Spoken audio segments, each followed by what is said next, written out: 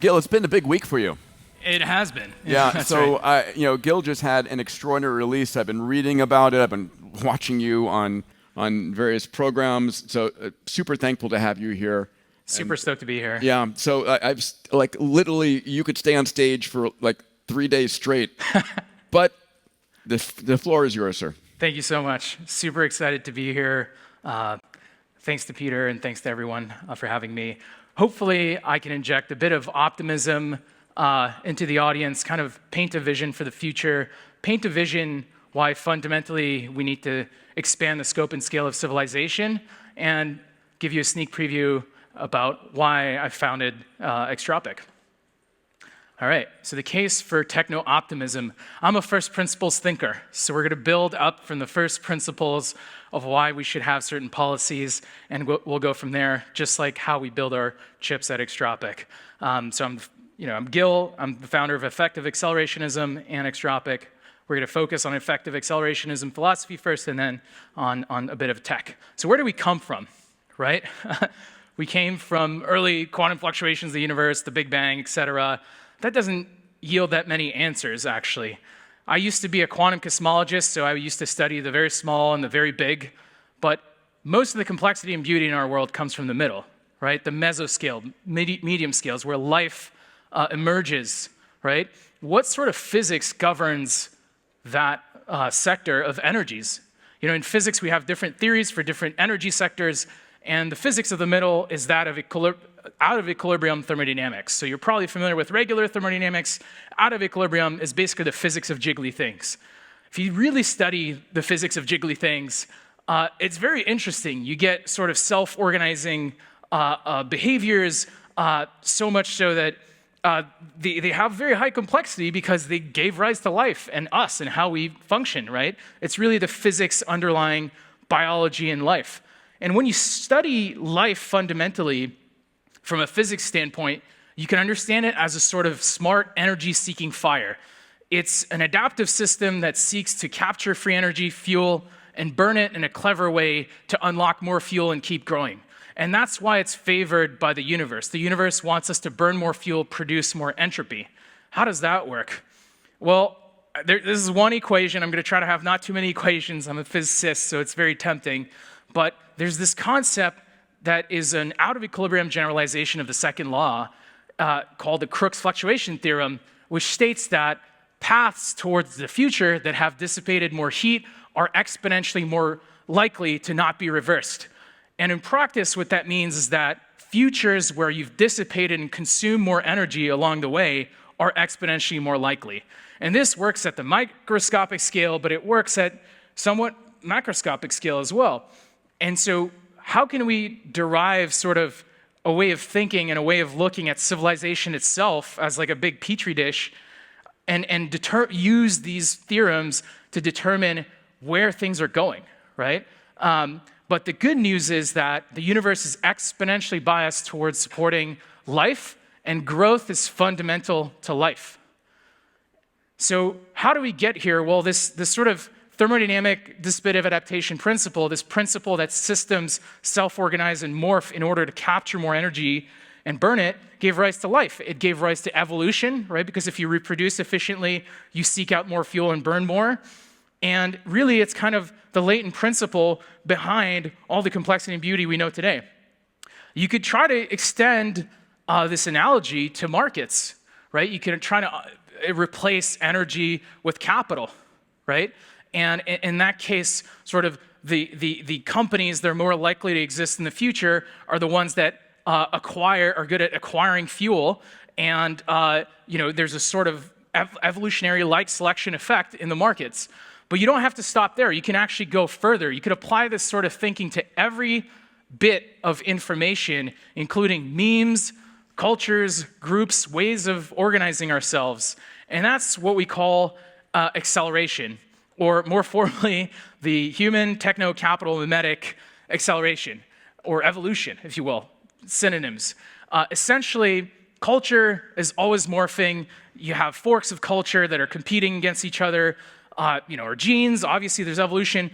There's evolution in the space of technologies and in the space of capital allocation schemes. Really, there's no limit. It's one big machine that's always morphing and adapting towards its growth, right? By the same laws of physics we just described. And so I thought, I think we were emerging from the pandemic. How could we engineer a sort of mindset that from first principles increases the likelihood of this growth and accelerates our expansion of civilization, right? And I came up with effective accelerationism, which has been, there's various forks that have rebranded it to Techno-Optimism, but essentially Techno-Optimism is supposed to be a culture that is optimal for this growth of civilization. Actually, it's more a optimization algorithm than a prescription, and we'll get into that. So where are we going, right? If the whole machine is one big thermodynamic system and the future is exponentially biased towards growth, where will that lead us? Well, we have to take our journey up the Kardashev scale, right? It's our destiny to go up this Kardashev scale, and we should optimize our actions to maximize our alignment with that journey. And that's essentially effective accelerationism. We argue that our goal and our golden metric should be to climb the Kardashev scale, to acquire more free energy and consume it thoughtfully to unlock even more, right? It's how can we scale up the Kardashev scale on an infinite timeline? And so this principle actually applies at many different scales. So it applies at the scale of a group, of a company, of a nation, etc. And the subsystems of this bigger system that are aligned towards growth are higher likelihood in the future. And so they get to live. The systems that are misaligned with these incentives tend to dissipate, waste their fuel, and die out. So in a sense, acceleration is life, and deceleration is a slow death. And so to me, the choice is very clear. And so the real question is, how do we align ourselves? Okay, we've defined a reward function, right? I'm an AI scientist. If you define a reward function, you can, potentially plan how to accelerate, how to go up this Kardashev scale. Well, as we know, the world is too complex, too chaotic for us to plan far out in the future. In physics, we say there's chaos, there's the Lyapunov exponents. So if you have any fuzz, uncertainty about parameters or anything in your system, as you extrapolate your model, the physics makes the fuzz exponentially larger at an exponential rate. And so what you need to do is a tight feedback loop where, look, I can't predict the future far out, but I can adapt in an online fashion. So it's more like reinforcement learning or optimal control. And in our case, you could see our subculture we started as an optimization algorithm where we're always trying to adapt to what is optimal for growth of civilization. And so what is optimal in terms of ways to search over ways of doing things, search over cultures, search over ideas, technologies, ways to organize ourselves, everything, every bit of information? Well, parallelism is obviously very important, right? So having centralized control of this search is really suboptimal, because the more particles you have exploring this landscape of optimality to figure out how do we steer ourselves towards the future, the more parallel instances you have, the more you can explore the landscape and find new modes that are more optimal, right? In a sense, variance is important. In capitalism, for example, you have companies that explore a new way of doing things, like we just saw Liquid AI, for example, disrupting the way things are done in a non-local way, completely different optimum. And so something we advocate for is sort of open source and knowledge sharing, because if you have knowledge sharing and open source, let's say for AI models, it's more like a swarm algorithm, and you can converge faster onto optima. And so that's some of the things we argue for. We also argue for decentralized governance and decentralization of cybernetic control of all systems for robustness. That's something I won't get too much into, perhaps in the debate. And so how can we effectively accelerate up the Kardashev scale? Well, we could share our culture of optimism. We can ensure the freedom to explore and to find new ways of being, be open-minded. We could seek to build the technologies of maximal impact on this ascension, and I'll get into that and my quest to do that myself in a second. And we can share knowledge in an open fashion and collaborate and ensure that systems don't over-centralize because that's not robust to corruption, and that could lead to a failure to climb up the Kardashev scale. So that is the pitch, essentially, for EAC and somewhat techno-optimism. But my personal goal in life is to increase the scope and scale of intelligence in the universe. And it's very similar to Elon's goal, obviously an inspiration here. But what we just discussed was, hey, it's actually imperative and mandatory for us to scale up the Kardashev scale. So it's like scaling the watts per civilization. That's the effective accelerationism movement. But what's the other piece? We need to scale how much intelligence we get per watt. That's what we're building at Extropic. And so let me get into that for a couple minutes here. What we saw was that there's a problem with future scaling of AI, and we're heading towards a wall. So you've heard me talk about thermodynamics. We're a big fan of thermodynamics now, but essentially, you talk to Sam Altman, he thinks we're just going to scale up the GPUs, throw nuclear power at it, throw more compute. The scaling laws are there, right? These scaling laws tell you that the bigger your model is, the more compute, the more data you throw at it, the better performance you get. And so right now, we're just scaling AI by scaling big compute clouds that are not energy efficient. That's not the way forward, right? Because right now, AI compute demand is scaling way past Moore's law. This is a log plot, so it's an exponential that's going much faster than Moore's law. And I mean, we're going to get into it in a second, Moore's law is dead. And so people are considering plugging nuclear reactors to GPU clouds to train the exponentially more expensive models as we keep scaling up. There's got to be a better way. But again, digital computing is reaching a dead end. Moore's law has been dead for a while. NVIDIA just announced their GPUs. I think they're 1,000 watts. They're just consuming more power, right? We're just scaling up rather than scaling down. And why is that, right? What is the fundamental problem why this is happening? Well, we're actually getting into something called the thermal danger zone. This is a slide by one of our advisors, Michael Frank from Sandia. He plans out where transistors are going in the next few years. And as we see, around 2030, transistors, as they get smaller, the fact that they're made of molecules and matter that are vibrating becomes a problem because your electrons don't always jump across the transistor. So your digital computer becomes stochastic, it becomes probabilistic, it misfires. If you're doing a digital approach to computing, that's a problem. You get a blue screen of death, your computer crashes. And so what we saw is that we have to figure out how to harness the stochasticity of nature and turn it into an asset rather than liability. And we can take inspiration from how nature has done so and what sort of performance we can expect, right? The biological brain is 100 million times more energy efficient and denser than our GPU clouds. It's doing something different, right?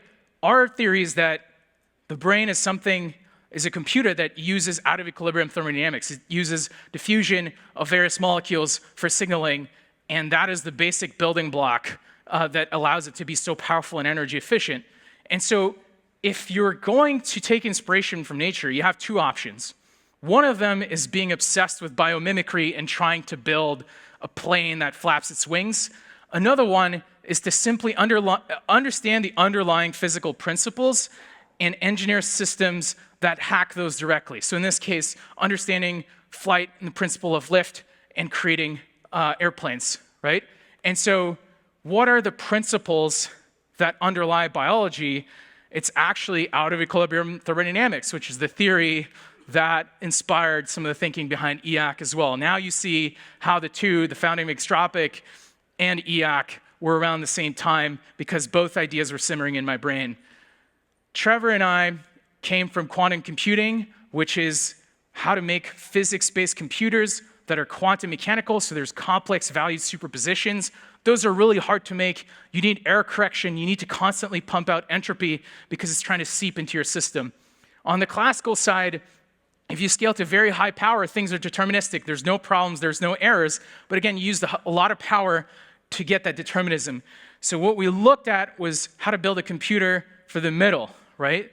For the thermodynamic part, a natively probabilistic computer. And as generative AI nowadays is all probabilistic algorithms. Now's the right time to build a thermodynamic computer. And so what does that look like? What would a thermodynamic computer look like? Well, it looks something like this. This is just the first prototype. We came from quantum computing, so we took some of the substrates that we're used to build a physics-based computer. This type of computer runs about 100 times hotter than quantum computer. It's a superconducting chip, but we already have plans to move to silicon and are moving fast on that. And ultimately, these neurons are the most efficient neurons in the universe. They use about 2 electrons per neuron. It's far more energy efficient than the brain. And so these types of computers are going to help us understand biology, the world around us, and the physical world.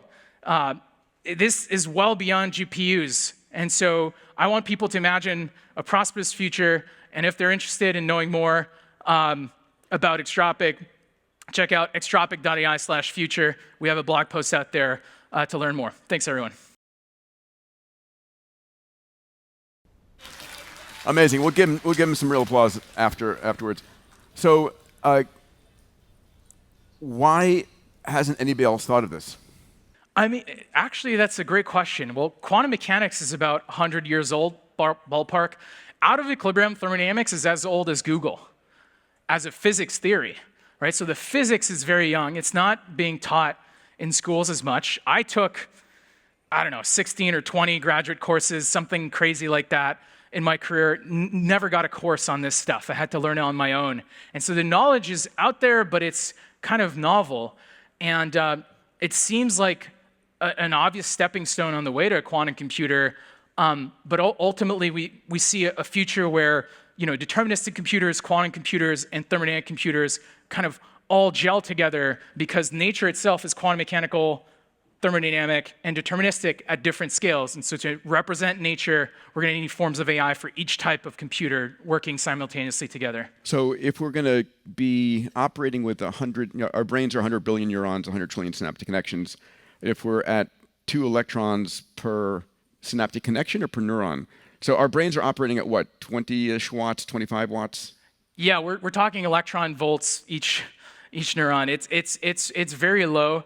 This is sort of our Tesla Roadster. It's kind of what's possible if we go in the extreme regime of power efficiency. This chip still has to be cooled, right? It's a few Kelvin. It's as cold as outer space, which is relatively hot compared to a quantum computer.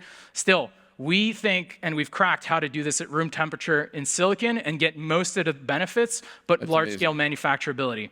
I mean, is this sort of the unleashing that, in terms of the accelerationist religion or hope? I mean, this is everything, huh? Yeah, I mean, so what does it look like then? What does it look like? It looks like a toy at first. It's a new S-curve, right? So right now we're in the middle of the S-curve. We're scaling GPU, clouds, and AI. At some point, it's going to top out. The algorithms are not data efficient enough. The GPUs are too energy hungry. We're not going to be able to scale further. We're starting the next S-curve. So once that current technologies saturate, we can keep going, right? Exponentials are made of a sequence of S-curves. Nested S-curves. Yes. Right? So we're starting the next one. You guys all have experience on this from your modems, right? You had your 9600 baud modem, and then you had that reached a peak, and then your DSL modems, and then your cable modems, and now we've got gigabits from Starlink.